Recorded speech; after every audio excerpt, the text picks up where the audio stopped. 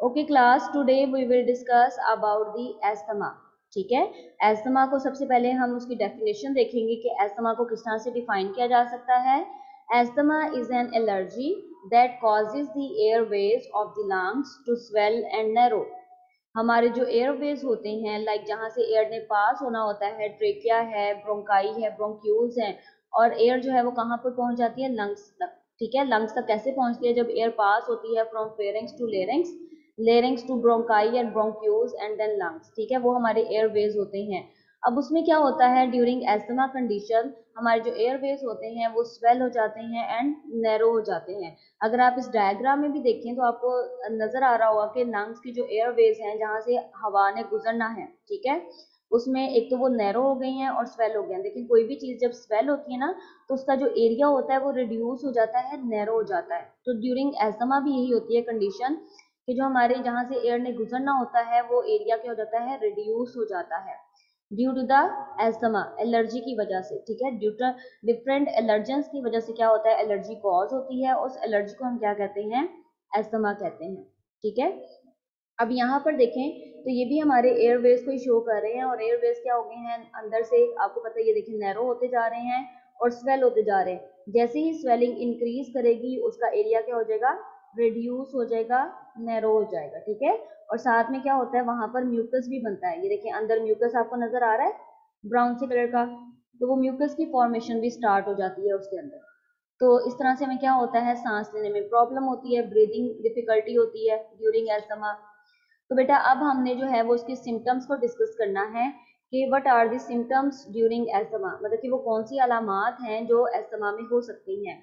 Like यहाँ पर आपको चेस्ट टाइटनेस के बारे में दिखा रहे हैं, शॉर्टनेस ऑफ ब्रीथ है, विजिंग साउंड है, जब आप सांस लेते हैं तो सांस के साथ आवाज भी प्रोड्यूस होती है। ठीक है, इसके अलावा आपको सांस लेने में मुश्किल होती है। चेस्ट टाइटनेस का मतलब होता है कि आपको चेस्ट में पेन भी होती है।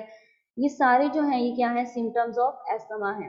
ठीक है, तो वन बाय वन हम देखते हैं कि इसमें खांसी होगी, आपको कफिंग होगी, शॉर्टनेस ऑफ ब्रीथ होगा, ठीक है, सांस लेने में प्रॉब्लम होगी।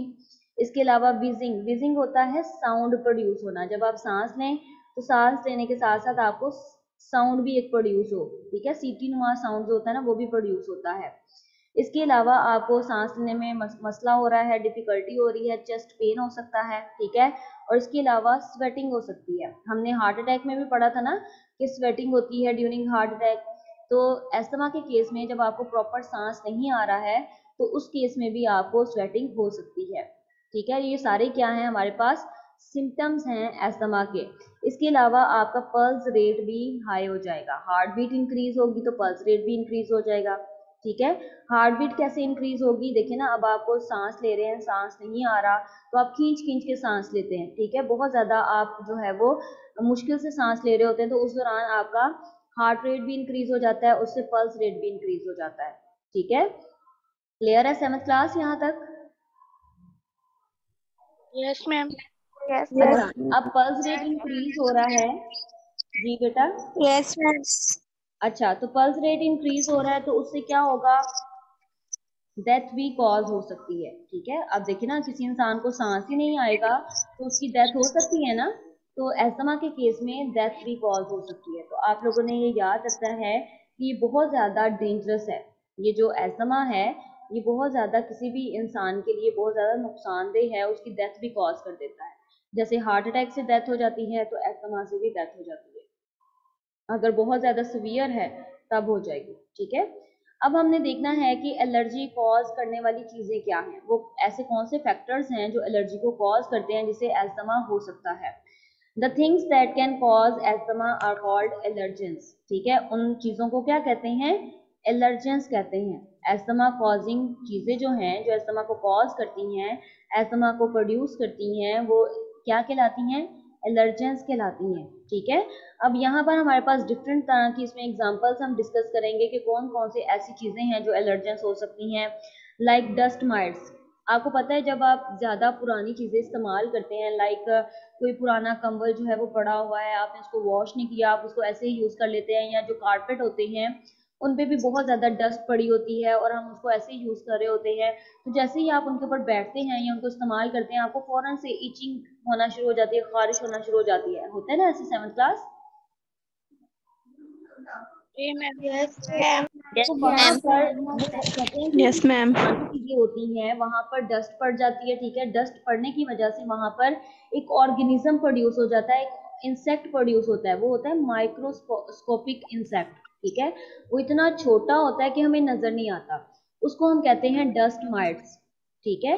उस ऑर्गेनिज्म को हम क्या कहते हैं, डस्ट माइट कहते हैं। वो पेस्ट की तरह का होता है, मतलब कि वो जैसे ही हमारी बॉडी के ऊपर लगता है, मट्टी मट्टी के अंदर मौजूद होता है, वो जैसे ही हमारी बॉडी के साथ टच होता है तो हमें वहां पे ईचिंग स्टार्ट हो जाती है, खारिश होना शुरू हो जाती है, ठीक है। तो वो भी एक तरह की एलर्जी कॉज कर सकता है। इस तरह पोलन ग्रेन्स हैं। पोलन ग्रेन्स आपको पता है ना, हमने पढ़ा था यूनिट नंबर 3 में कि पोलन ग्रेन्स होते हैं वो ट्रांसफर होते हैं और मूव करते हैं, एयर के थ्रू भी मूव करते हैं, वाटर के थ्रू भी जो है वो ट्रांसफर होते हैं। 7th क्लास याद आ रहा है पोलन ग्रेन्स के बारे में? यस मैम, ठीक है। तो कहते हैं कि कुछ लोगों को पोलन ग्रेन्स की वजह से भी एलर्जी हो जाती है। लाइक जब हवा चलती है तो पोलन ग्रेन्स उनकी बॉडी में एंटर हो जाते हैं हवा के जरिए, ठीक है, सांस लेने के दौरान। तो जब वो अंदर जाते हैं तो वो पोलन ग्रेन्स क्या करते हैं, एलर्जी कॉज कर देते हैं। बहुत से लोगों को डिफरेंट चीजों की वजह से एलर्जी हो सकती है, तो पोलन ग्रेन्स की वजह से भी एलर्जी कॉज हो सकती है, ठीक है। इसी तरह कुछ लोगों को परफ्यूम से भी एलर्जी होती है, वो कहते हैं हमारे सामने परफ्यूम जो है ना वो आपने लगा कर नहीं आना, हमें छींकें आना शुरू हो जाती हैं, ठीक है। तो वो भी क्या है, एलर्जी का एक टाइप है। इसी तरह फूड, ठीक है, कुछ ऐसे फूड होते हैं जिनको खाने से एलर्जी हो जाती है। लाइक आप फिश खाते हैं या मैम फिश वगैरह फ्लावर खाते से हैं। भी जी मैम फ्लावर से भी हाँ एलर्जी जी, होती है। फ्लावर्स के अंदर भी क्या होते हैं, पोलन ग्रेन्स होते हैं।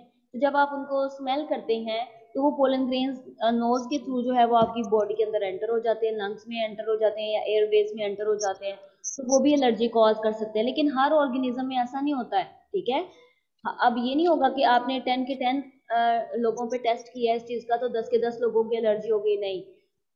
बहुत कम ये चांसेस होते हैं एलर्जी के। कुछ लोग जो हैं ये इस जो होते हैं ना एलर्जेंस के से सेंसिटिव होते हैं, कुछ लोग नहीं होते, कुछ लोगों को बिल्कुल नहीं कुछ फील होता।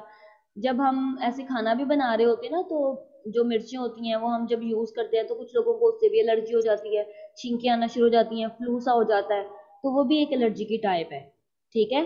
तो इस तरह से क्या होता है, हम डिफरेंट फूड वगैरह जो खाते हैं, परफ्यूम वगैरह यूज करते हैं, तो ये वेरी करता है organism to organism, person to person, ये वेरी करता है कि किसको किस चीज से एलर्जी होनी है, ठीक है। अब ये देखिए आपके सामने जो है वो पिक्चर में भी दिखा रहे हैं कि जो डस्ट माइट्स हैं उनकी जो शक्ल होती है वो इस तरह की होती है। नजर आ रहा है सबको डस्ट माइट ऑर्गेनिज्म जो आपको दिखा रहे हैं? जी मैम। Yes ma'am. ये सारे क्या हैं, एलर्जेंस हैं, ठीक है। अब देखें पोलन ग्रेन्स की वजह से जो एलर्जी हो रही है, तो एलर्जी में जो सिम्टम्स हो सकते हैं वो हम आगे पढ़ते हैं कि एलर्जी में क्या क्या सिम्टम हो सकते हैं। लाइक हेडेक हो सकता है, ईचिंग हो सकती है, नोज कंजेशन हो सकता है, मतलब कि आपको फ्लू वगैरह हो जाएगा, फिटीग हो सकती है, थकावट हो जाएगी, थकावट रहेगी, ठीक है। तो इस दौरान फिर ये सारे सिम्टम्स शुरू होते हैं। अच्छा, आगे हमने पढ़ना है कि हम किस तरह से एस्थमा को क्योर कर सकते हैं, किस तरह से उसको ट्रीट कर सकते हैं, ठीक है। तो एस्थमा में आप लोगों ने देखा होगा कि मोस्टली हम इनहेलर का इस्तेमाल करते हैं। इनहेलर का पता है सबको, इनहेलर क्या होता है? Yes ma'am. यस मैम, अच्छा, अगर किसी को नहीं पता तो अच्छा कोई बात नहीं। जिसको सांस लेने में प्रॉब्लम होती है वो ये यूज करता हाँ है। जी, ये एस्थमा ये इनहेलर क्या होता है कि इसके अंदर एक केमिकल होता है। जी बेटा, इसके अंदर एक केमिकल होता है, जैसे ही हम उसको इनहेल करते हैं वो केमिकल एज अ मेडिसिन हम यूज करते हैं ना। इनहेलर के अंदर मेडिसिन होती है इन दी फॉर्म ऑफ फ्लूइड, ठीक है। फ्लूइड की फॉर्म में मेडिसिन होती है, जैसे हम उसको स्प्रे करते हैं तो हमारा वो स्प्रे जो है हमारी बॉडी में जाता है, एयरवेज के अंदर जाएगा, और हमारे जो एयरवेज हैं उनको अगर वो मैम कंस्ट्रिक्ट हो गए। कौन सी फॉर्म में होता है ये? बेटा ये लिक्विड फॉर्म में होता है, जैसे स्प्रे हम करें तो लिक्विड सा निकलता है ना, वेपर से बाहर निकलते हैं यस मैम। छोटे पार्टिकल्स की फॉर्म में, वैसे ही होता है, ठीक है। इसके अंदर लिक्विड भरा होता है, जैसे हम उसको दबाते हैं इनहेलर को तो अंदर उसके क्या निकलता है, स्प्रे सा निकलता है अंदर से, ठीक है। अब वो जो स्प्रे है वो हमारी बॉडी के अंदर जाएगा, एयरवेज में जाएगा, और वहां पे मौजूद जो म्यूकस है या वो कंस्ट्रिक्ट हो गई हैं या नैरो हो गई हैं, उनको क्या कर देगा, दोबारा से नॉर्मल एयरवेज में कन्वर्ट कर देगा। लाइक ही इसका ट्रीटमेंट है, ठीक है। आपने, अगर आपको क्वेश्चन आता है how we can cure asthma, तो आपने कहना है कि हम जो है वो एस्थमा को इस तरह से अवॉइड कर सकते हैं या एलर्जेंस को किस तरह से क्योर कर सकते हैं। एक तो ये इसका इस्तेमाल है कि आपने वाटर ज़्यादा से ज़्यादा पीना है, ठीक है। अगर किसी को एस्थमा का प्रॉब्लम है तो वो पानी ज़्यादा पिए, ठीक है। एक तो ये इसका ट्रीटमेंट हो गया है। दूसरा क्या है, वो इनहेलर का इस्तेमाल करे। मेडिसिन किस फॉर्म में है, इनहेलर की फॉर्म में, ठीक है। तो आप लोगों का ये सारा क्या था, यहाँ तक टोटल हमारे पास लेक्चर था। मैम